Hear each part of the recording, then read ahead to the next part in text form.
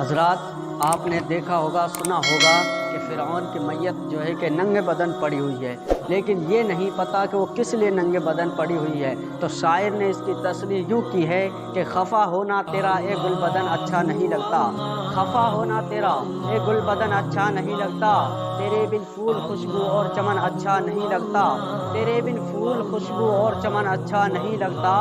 پڑی ہے اس لیے ننگے بدن فرعون کی میت، پڑی ہے اس لیے ننگے بدن فرعون کی میت، کہ عبرت کے لیے اس پر کفن اچھا نہیں لگتا، کہ عبرت کے لیے اس پر کفن اچھا نہیں لگتا۔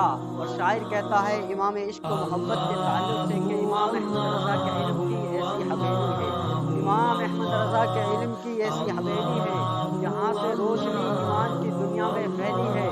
کسی کے لاکھ کہنے سے نہ بدلا ہے نہ بدلے گا، کسی کے لاکھ کہنے سے نہ بدلا ہے نہ بدلے گا۔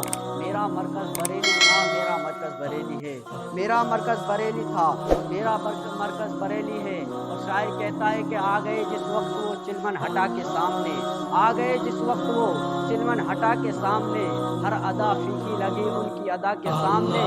چاہے اشرف تھانوی ہو یا ہو قاسم اسماعیل، چاہے اشرف تھانوی ہو یا ہو قاسم اسماعیل، پھیکی بلی ہو گئے احمد رضا کے سامنے، پھیکی بلی ہو گئے احمد رضا کے سامنے۔